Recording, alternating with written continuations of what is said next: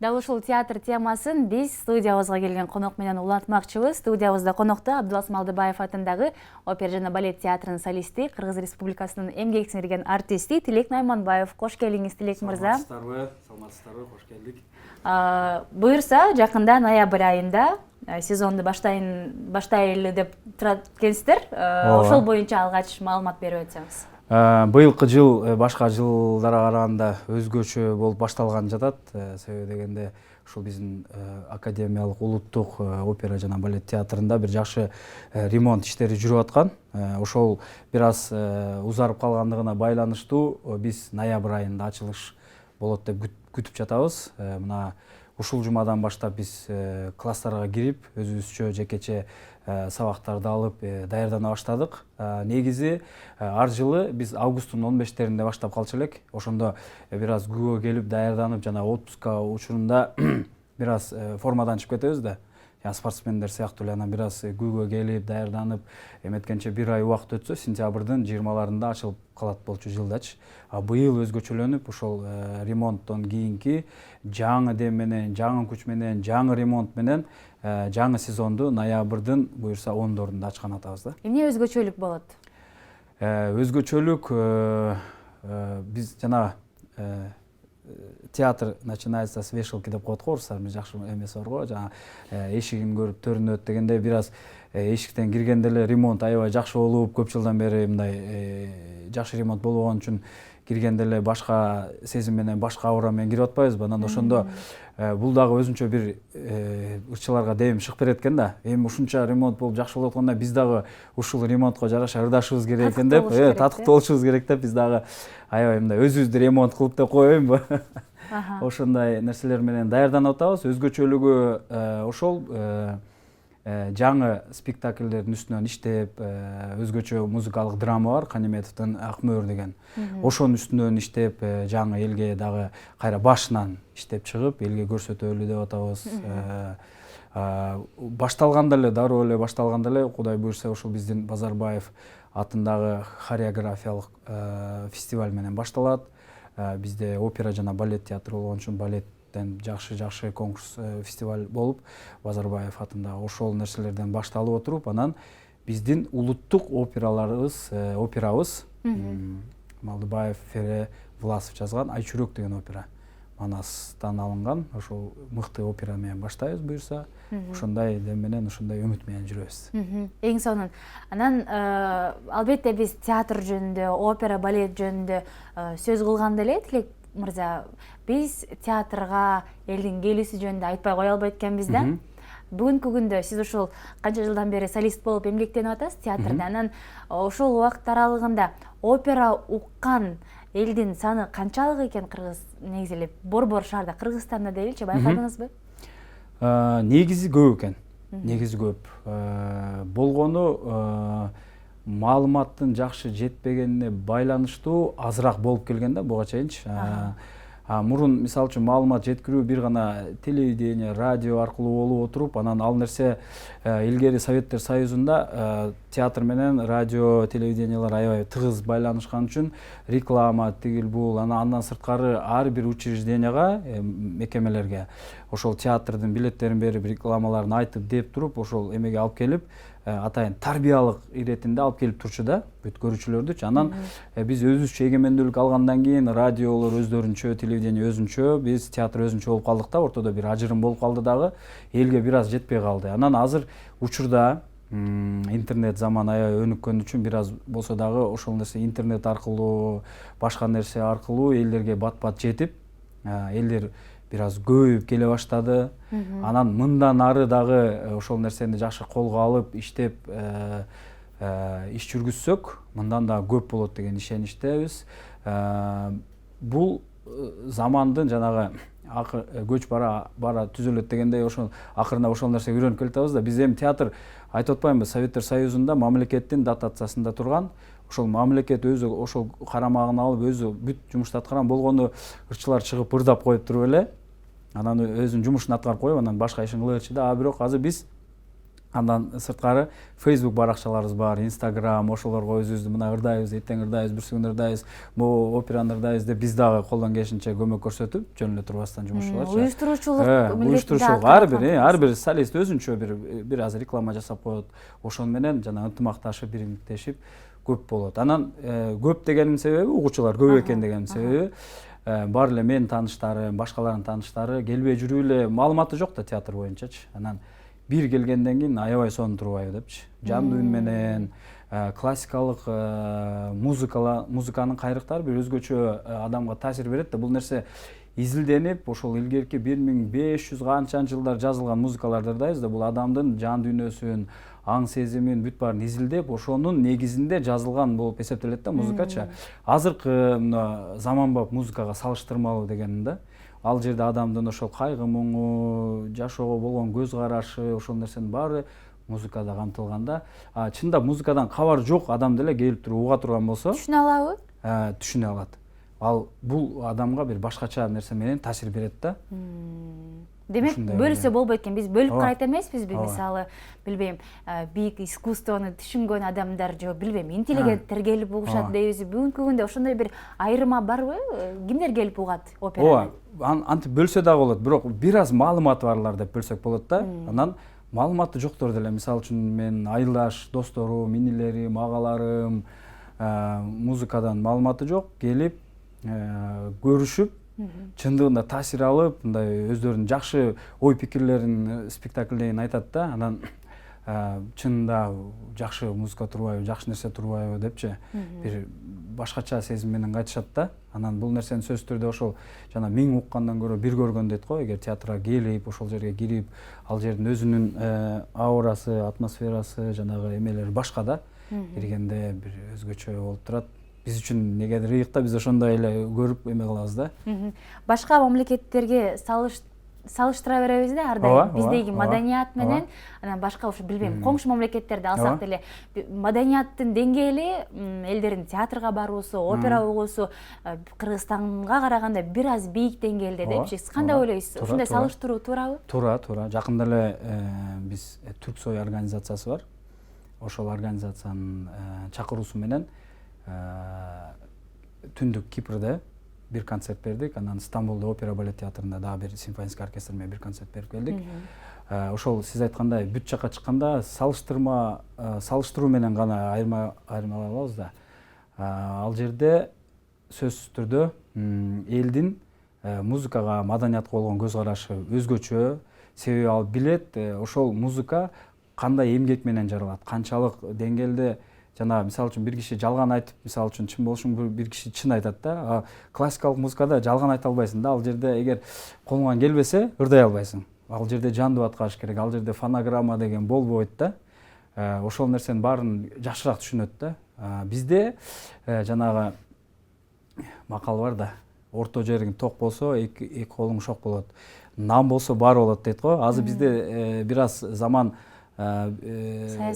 саясатташып, өзүбүзчө бир жакшы калпка келгенче, элдин курсагы бир жакшы нерсеге тоюп, бир аз бир жакшы нерсеге келгенде, анан ошол нерсеге жетишебиз деп ойлоп атам да. Себеби кандай? Мисалы үчүн үйдө наның жок, же болбосо үйүң жок, квартира жок, тиги бул болуп атса, барып алып классический музыка угуп, эметип отурганга жүрөгүң чыдабайт, барып иштеш керек, аракет кылыш керек дегендейчи.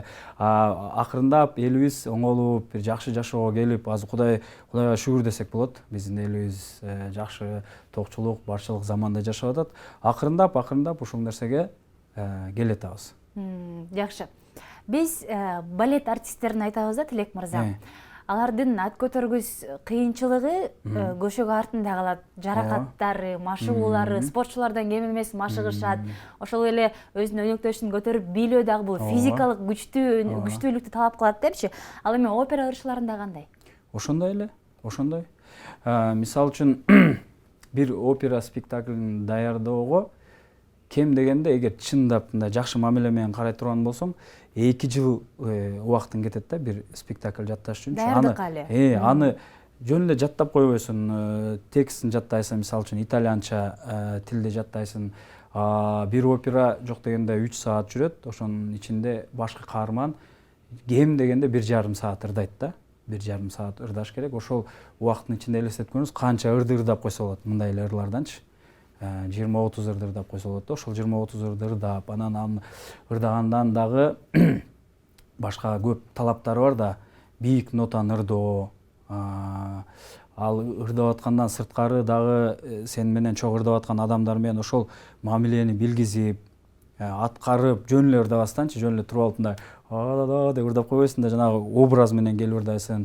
Бир жерде кайгы, бир жерде өлүм болуп аткан, бир жерде кубаныч, бир жерде сүйүү болуп аткан, ошол нерсенин баардыгын элге жеткире билип аткарыш керек болот да. Бул опера театры башка театрлардан өзгөчөлүү. Мисалы үчүн драма театрды ала турган болсок, кара сөз түрүндө сүйлөп чыгып ошол эме кылат. Опера театрында ошол эле убакта образ жаратуу менен дирижерду карашың керек болот. Дирижер бир жана бүт баарын бириктирген адам болуп эсептелет да. Музыканттарды, ырчыларды анан бир жеринде көтөрүп туруп баштай бер деген жеринде баштабай калсаң калып кеттиң. Артыңдан келаткан 2-3-4 ырчы бар, алар дагы сенин артыңан калып кетиши мүмкүн да. Ошол нерселердин баардыгын ойду жакшы калчап, бүт баарын даярданып туруп, анан сахнага чыгып ырдабасаң, ырдай албай калышы мүмкүн да. Ушундай татаалдыктар бар да. Бул дүйнө жүзүнө белгилүү болгон искусство да, опера. Анан кыргыз операларын көбүрөөк ырдайсыздарбы же ошол эле билбейм, сиздер Италия дүйнөлүк операны көп театрда? Биз ошол нерсени мындай көп саясатташтырбайбыз да, бирок мүмкүн болушунча биз классикалык музыканы пропаганда кылып атпайбызбы? Дүйнөлүк классикалык пропаганда кылган менен бирге биз өзүбүздүн ошол классикалык музыканы дагы дүйнөгө таанытышыбыз керек да.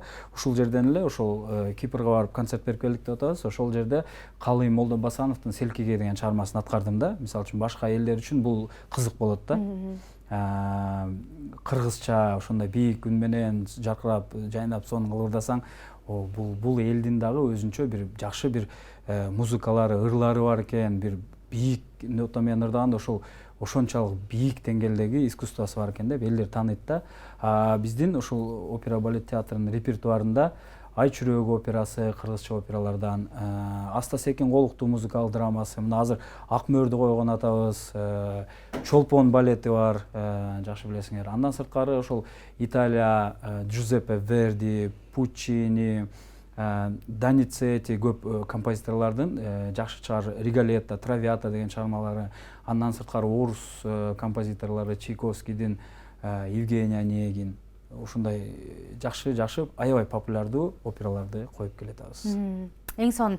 Анан бүгүнкү күндө эми баарыбызга эле белгилүү Тилек мырза, той ырчылардын заманында, шоу бизнес өнүгүп турган заманда биз ошол элге классиканы, дүйнөлүк классиканы кантип жеткиребиз, кантип жайылтыш керек, кантип ушул чыныгы музыканы уккула деп түшүндүрүш керек да. Биз ошол шоу бизнес тарап аткан жол менен эле айтып атпаймынбы, ошо Instagram, Facebook, азыр интернеттин заманы, ошолордо менен тең ата тайлашып реклама кылыш керек да. Бул нерседен көп мамлекет өттү да. Мисалы үчүн шоу бизнес ал деле жаман нерсе эмес, бирок жанагы той ырчысы болуп кетип атпайбызбы баардыгыбыз элечи. Бул чыныгы искусстводан четтеп баратабыз да. Бул эми тойго келдик, тамак жеп, ошол жерде бир угуп койдук, ошон менен эле чектелип калып атат да. Негизинен чыныгы искусство ошол опера балет театрында чыгып, чоң сахнада ырдап, аткарып, бир башкача сезимди берип, тамак жебестен угуш керек деп койбойм. Анан мен ушул нерсени дагы сиз айтып атпайсызбы, ушул нерсени анализ кылып, ошол сыртка чыкканда, Стамбул, тиги башка мамлекеттерге барганда көп байкап жүрөм да. Негизинен ошол Кыргызстанда ошол нерсеге көп эметип кетипиз да. Жанагы көрүнгөн нерсени жей бербей, мындай татыктуу нерсени жеп, организмге пайдалуу нерсени жеш керек да адамчы. Организмге пайдалуу нерсени жегенде ошол дени сак болуп жүрөт. Анан көрүнгөн музыканы дагы уга берсек, дагы бир аз табит дагы бузулуп калат да. Мисалы үчүн бир музыка болушу мүмкүн, ал бир тойдо бир жолу бир бийлеп көңүл ачып койгон үчүн эле керек болуп калат да. Ал ошол ырчы, ошол музыка, ошол ыр, ошол күнгө эле керек болуп калат да. Бир ыр бар, дүйнөнү мактап, даңктап, кыргыз элин мактап, даңктаган ырлар бар да, ал ырлар тойго жарабай калат, бирок ошол эле убакта мамлекеттин деңгээлин аябай жогорку деңгээлге бир чыгарып, мамлекет ушунчалык мамлекет экенин көрсөтө турган ырлар, аткаруучулар болот да. Ушул нерсенин айырмачылыгы акырындап болсо керек дейм. Анан айтайын деп аткан азыр бир эле ырчылар, той ырчылары эмес, негизи тойда ушунчалык жадатма болуп кетип атат да. Кимге кандай билбейм, бирок бүгүн бир тойго барабыз, ошондой эле сценарий, эртең бир тойго барабыз, ошол эле, бүрсү күнү ошол тойго барабыз. Бул дагы бир өзүнүн чеги болот да, бир кандайдыр бир убакыттан кийин бул нерсе дагы токтосо керек дейм да. Ошол сыңар эле бул искусстводагы жанагындай шоу, той ырчылар деген дагы барып токтоп, чыныгы музыкага элдин көзү жетип, мындай эметип калат деген ой. Тандап болуп калышат. Дагы бир суроо, Тилек байке, опера ырчыларын тойго чакырышабы? Сөз чакырат. Ансыз бир аз кыйын болуп калат. Мен дагы учурдан пайдаланып эметип кетпейминби? Айлыгыбыз аз. Жакшы дейт эми, орто айлык деп биздин депутаттар, тиги чоңдорубуз баары эле айтып келечет. 12 миң алам азыр, эмгек сиңирген артист деген наам менен чогуч. Бирок 12 миң азыр эсептеп көрсөңөр, күнүнө болгондо дагы бир 400 сомдон туура келип калат. Азыр күнүнө биз 400 сомдон көп расход кылып калабыз. Үй бүлө бар, бала бакыра дегендей, ата эне бар. Ошон үчүн тойго барып, жакшы ошол тойго ылайыктуу классикалык, опералык ырларды ырдап, ошол эле убакта классикалык опералык ырчыларды пропаганда кылып деп коеюнчу. Актанганым да булчу. Ошо эме тамашалап айтып коем да, тойлорго баргандачы. Если Магомед не идет к горам, то горы идут к Магомеду дегенде, эгер силер дейм тойдогулар конокторго, силер операга бар элек болсоңор, опера балет театры силер үчүн келди деп анан баштайбыз да. Ошондой. Ошондо Тилек байке 12 миң сом менен канча баланын багасыз? Азыр Кудай буюрса кызым бар, 5 жашта, да күтүп атабыз. Үй бүлөм, анан үйдө жалгыз уулмун, билесиңер, бизде кыргыздарда жалгыз уул болгондон кийин ата энени багыш керек болот. Ошондо атам, апам, келинчегим, кызым, мен бешөөбүз жашап атабыз деп коеюнчу. Эң жакшы, ыраазычылык билдиребиз. Буюрса, сезон башталса, ноябрь айынын 10-дорунда деп атабыз, Театр сүйүүчүлөрү барыңыздардын кулагыңыздарга, күмүш сырга ноябрь айында ушул күздүн күркүрөгөн мезгилинде театрга келиңиздер, операны угуңуздар, классикалык музыканы сүйүңүздөр. Мен дагы бир тааныштырып өтөйүн.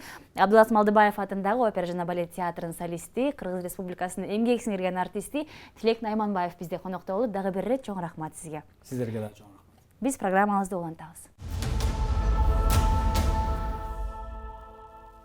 Кооз көпөлөктөрдү кимдер гана жакшы көрбөйт. Дал ушул чет мамлекеттен алынып келген көпөлөктөр көргөзмөсү Борбор калабыздын соода борборлорунун биринде болуп жатат. Ал жакта атмосфера кандай жана көпөлөктүн канча түрү бар? Кийинки сюжетте кесиптешим айтып берет.